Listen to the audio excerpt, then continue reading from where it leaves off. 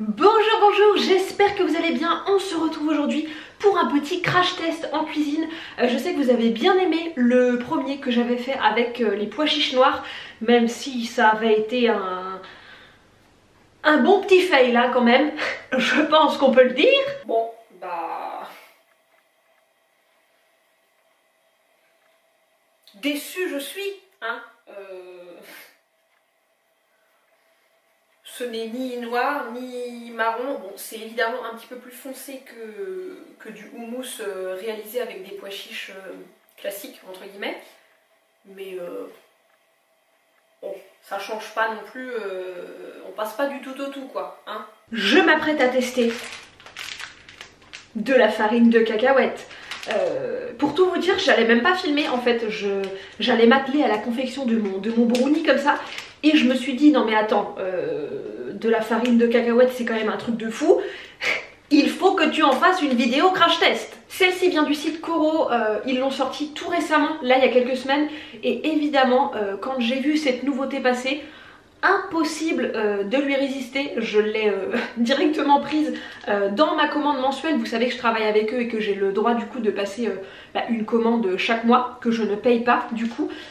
J'ai vraiment hâte de voir ce que ça donne au niveau texture, goût, etc. Et je sais qu'elle vous intrigue beaucoup parce que je ne compte pas le nombre de messages que j'ai reçus depuis que je vous ai dit sur Instagram que je l'avais prise dans une commande. Donc sans plus attendre, c'est parti. Comme je viens de vous le dire, j'avais envie de faire un brownie et ce sera un brownie donc au chocolat mais avec une base entre guillemets patate douce. Patate douce qui est déjà prête, elle est déjà passée au four. C'est hyper simple, vous préchauffez votre four à 180 degrés, vous la mettez comme ça, telle quelle, avec la peau, à cuire pendant 40 minutes et après elle est toute tendre. Vous vérifiez quand même avec un couteau parce que suivant la grosseur de la patate douce, ça peut varier au niveau du temps de cuisson. Mais en général, 40-45 minutes, ça suffit. Je viens d'éplucher et de couper en gros morceaux ma patate douce. Je vais la mettre directement dans le bol de mon blender puisque c'est un brownie, enfin c'est une recette qui se fait au blender. Honnêtement il n'y a pas plus simple. Vous pétez tous les ingrédients dedans, vous mixez, vous mettez la pâte dans un plat au four et voilà. En avant Guingamp. C'est une recette qui à la base est dans le livre. Je suis en train de casser mon chocolat pour le mettre à fondre au bain-marie. Donc je vous disais oui, c'est une recette qui à la base est dans le livre de la guinguette d'Angèle dont je vous ai déjà parlé il me semble. Il y a plein de belles idées dans ce livre de cuisine mais la plupart du temps je l'adapte à ma sauce. Donc je me suis dit qu'il était temps que je vous propose ma version, sachant que là ce sera une toute nouvelle version du coup puisque je vais tenter donc avec la farine de cacahuète. Mon chocolat est prêt donc je vais le verser pareil que la patate douce dans le bol du blender. Je passe ensuite à l'huile végétale et là j'ai bien envie d'en mélanger deux. De l'huile de tournesol que j'utilise de manière assez habituelle on va dire dans mes pâtisseries et de l'huile de sésame. Je me dis qu'avec la cacahuète ça peut le faire. Cacahuète sésame, c'est un bon combo ça, non? Je vais peser ça carrément dans le bol de mon blender qui est sur ma balance. Allez, je vais mettre 50 g d'huile de tournesol et à peu près 30 g d'huile de sésame. Et on verra ce que ça va donner. Pour le sucre, je vais faire comme dans la recette initiale, on va dire, je vais mettre du sucre de coco puisqu'il en faut assez peu. Je crois que je vous l'ai déjà dit, mais le sucre de coco, je ne l'utilise pas à forte dose entre guillemets dans les pâtisseries parce que c'est un sucrant naturel non raffiné qui coûte assez cher. Donc en général je me contente de quelques cuillères à soupe dans mes compotes, mes porridge, ce genre de choses. Là je vais en mettre 40 g. Donc ça va, je trouve ça assez raisonnable. Je vous en ai parlé, c'est le sucre de coco qui vient de Coro. Je le prends très régulièrement dans mes commandes mensuelles. Je vais aussi ajouter 2 cuillères à soupe de sirop d'érable parce que je trouve que c'est un super sucrant dans les brownies qui donne un petit goût vraiment incomparable. Bon, sachant que mes cuillères sont assez généreuses, ça fait plus 3 que 2. Hein. Et enfin je vais passer aux ingrédients secs dont la fameuse farine de cacahuètes. Je pense que je vais mettre un petit peu de poudre de noisette, un chouïa de farine de sarrasin parce que pareil que le sirop d'érable, j'adore la petite la petite touche que ça donne dans les brownies. Et donc la fameuse farine de cacahuètes. Je vais aller au pifomètre hein, pour les proportions, donc on verra ce que ça donne. J'espère que ce ne sera pas un fail comme le premier crash test. On va mettre, allez, 50 g de poudre de noisette. La farine de sarrasin, on va dire 40. Ouais, allez, 40, ça me semble bien. Je vous l'ai pas dit, mais pour la poudre de noisette, je la fais maison maintenant en mixant tout simplement des noisettes quelques secondes dans mon blender. Et pour la farine de sarrasin, là c'est de la farine locale bretonne donc, qui vient de la ferme de Kervalérien dans le 22 à Saint-Servais. Et je termine par l'ingrédient phare de cette vidéo.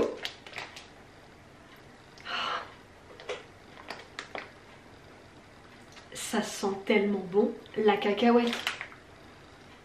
On a l'impression d'avoir du beurre de cacahuète déhuilé en fait, sec. J'ai vraiment hâte de voir ce que ça donne. Donc là je vais en mettre à peu près 50 grammes je dirais. Allez 60.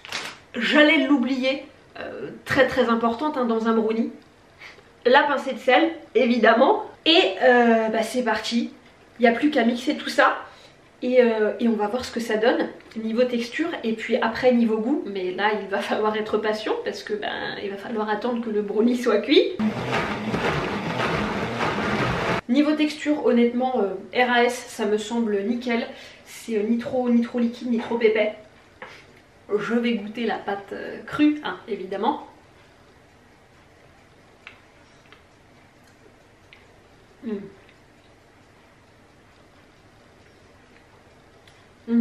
On sent vraiment la cacahuète. Hein. On a l'impression qu'il y a du beurre de cacahuète dedans en fait. C'est vraiment bon. A voir si on le retrouve autant après la cuisson. Une fois que le brownie sera cuit. J'ai hâte de comparer pour voir un peu. Mais là honnêtement, autant niveau texture que niveau goût comme ça me semble vraiment pas mal. Je vais huiler mon plat, j'utilise toujours celui-ci pour les brownies, je trouve qu'il a la taille parfaite et je fais toujours ça avec de l'huile de coco, je trouve ça nickel. Bon là elle vient de Coro encore une fois mais vous en trouvez un petit peu partout évidemment. Et bien sûr quand vous avez terminé de huiler votre plat, profitez-en pour nourrir un petit peu vos mimines avec le petit reste d'huile de coco que vous avez sur les doigts. Autant en profiter, hein. Ça fait d'une pierre deux coups. Pour la patate douce, moi je la pèse jamais. J'essaye de prendre une patate douce, on va dire d'une taille moyenne. Et voilà, je prends pas la peine de la peser. Alors je crois que dans la recette, il me semble que c'est indiqué 250 grammes. Il faudrait que je vérifie, je vous remettrai le poids exact en barre d'infos. Voilà, le petit brownie est enfourné pour à peu près 30 minutes de cuisson à 180 degrés. Donc il ne nous reste plus qu'à attendre. Pour en revenir à la farine de cacahuète, je sais que plusieurs personnes m'ont posé la question vis-à-vis du profil nutritionnel, des apports énergétiques, caloriques et compagnie. Alors moi je ne suis pas du tout, mais alors pas du tout du genre à regarder ce type d'informations. Honnêtement, j'en ai rien à péter. Ça m'est bien égal. Si j'ai envie de manger, de cuisiner quelque chose, je vais le faire. Peu importe la quantité de gras ou de sucre qu'il contient. Après, je conçois que ça peut intéresser certaines personnes. Mais du coup, ne me posez pas la question parce que je suis bien incapable de vous déchiffrer ce genre de truc. Alors à la rigueur, je peux vous prendre une photo. Hein, c'est pas ça qui me prend 2 heures de mon temps. Mais je pense que ce serait plus intéressant que vous alliez directement voir le produit en question sur le site internet et que vous regardiez par vous-même ce petit profil nutritionnel qui vous intéresse. Parce que moi pour le coup c'est pas du tout le cas. Je pense que vous le savez si vous me suivez depuis un bout de temps, je me considère pas du tout comme quelqu'un de healthy. Je considère que je mange suffisamment sain au quotidien.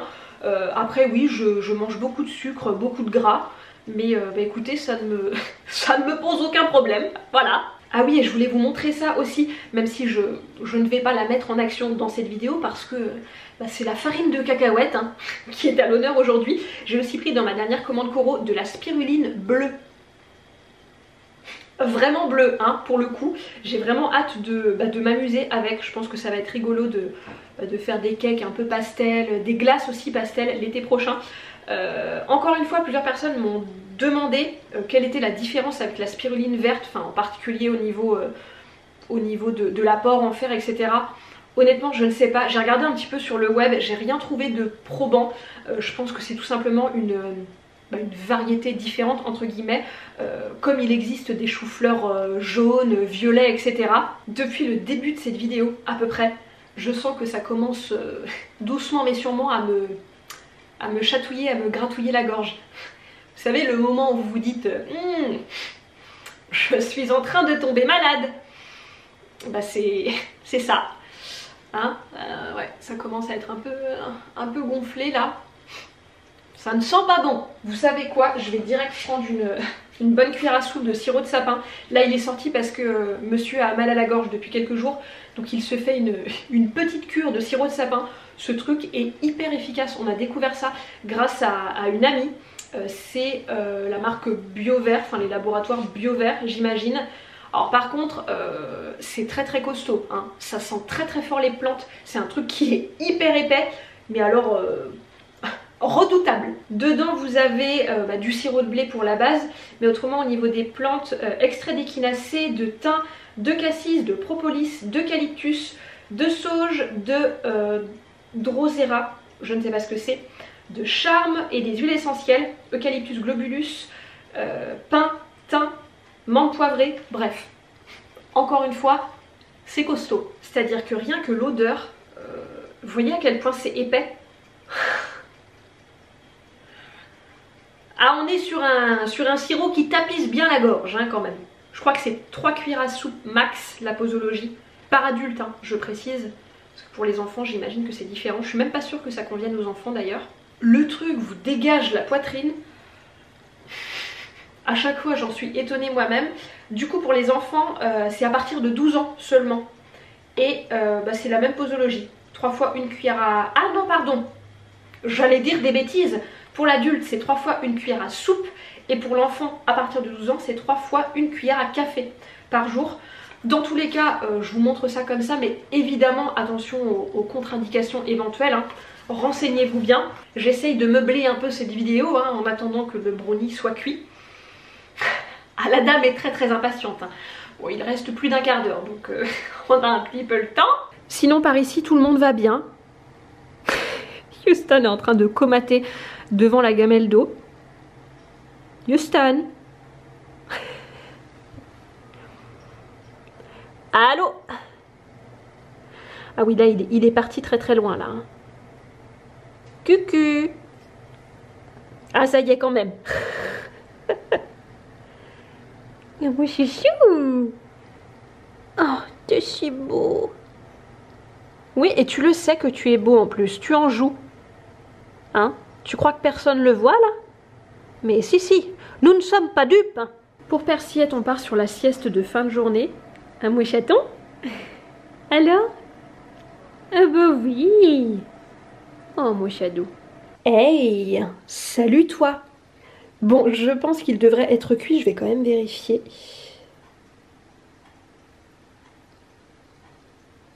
Ouais, je pense qu'on est bon. Reste plus qu'à attendre hein, quand même, avant de le déguster, parce que bon, là je pense qu'il va être un petit peu chaud. Ma tenue est différente, je suis en pige, hein. C'est l'heure du verdict.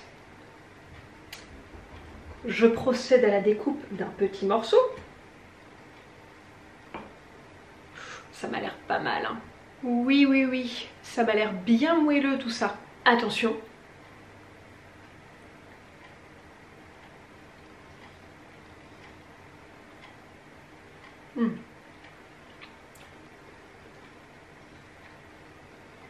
C'est encore un peu trop chaud. Je pense qu'il faut que j'attende que ça refroidisse davantage pour vraiment bien me rendre compte de toutes les saveurs. On sent quand même la cacahuète, mais je pense qu'on la sent moins qu'avant cuisson.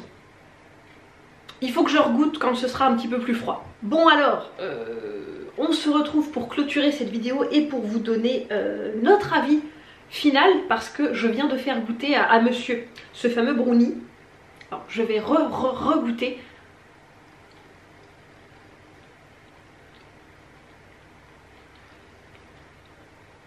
J'ai beau chercher, je ne vois pas. Lui me dit qu'il trouve que ça a un petit goût de cramé.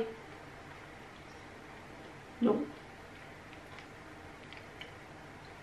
Il sent la cacahuète, mais il sent un petit goût de cramé qui le gêne un peu. Alors je ne sais pas d'où ça vient, parce que mon brownie n'est pas du tout cramé, hein, il est juste parfaitement cuit. Je me demande si ce serait pas le sarrasin, parce que souvent ça donne un petit côté légèrement fumé aux recettes. Moi ça ne me dérange absolument pas, hein, je sens pas du tout le cramé. Après, comme je vous ai dit, je sens beaucoup moins la cacahuète qu'avant la cuisson. On la sent quand même, mais c'est beaucoup plus subtil je trouve. Donc à voir ce que donnerait la texture si on augmentait la dose de farine de cacahuète. Il faudrait que je réessaye pour voir. Donc est-ce que c'est une très bonne découverte? Oui, je pense. Après je pense qu'elle serait un petit peu plus mise à l'honneur, si je puis dire, dans une autre recette. Parce que c'est vrai que là dans un brownie, on a déjà la saveur du chocolat qui prend beaucoup de place. Là en plus j'ai mis de l'huile de sésame qui rajoute une petite saveur supplémentaire. Il y a la farine de sarrasin aussi. Donc à voir dans une autre recette. Je pense que je vais tester une farine de cookies, peut-être pas 100% farine de cacahuète du côté des ingrédients secs, mais à voir. Je pense que je vous en donnerai des nouvelles sur Instagram. Sur ces bonnes paroles, je vais vous laisser puisqu'on va se mettre à table. C'est très simple, ce soir on mange des restes. J'ai juste fait une petite poêlée de champignons à côté, mais autrement on va manger du quinoa qui est déjà cuit et un petit mélange lentilles, sauce tomate, ail, etc. Un peu façon dalle mais en moins liquide, un petit peu plus épais. C'est très bon. Et puis voilà, j'espère que cette petite vidéo crash test et découverte vous aura plu. Je pense qu'elle aura été beaucoup plus courte que mes vidéos habituelles. Ça ne fait pas de mal de temps en temps. Je vous fais des bisous et je vous retrouve très bientôt pour une autre vidéo. Salut!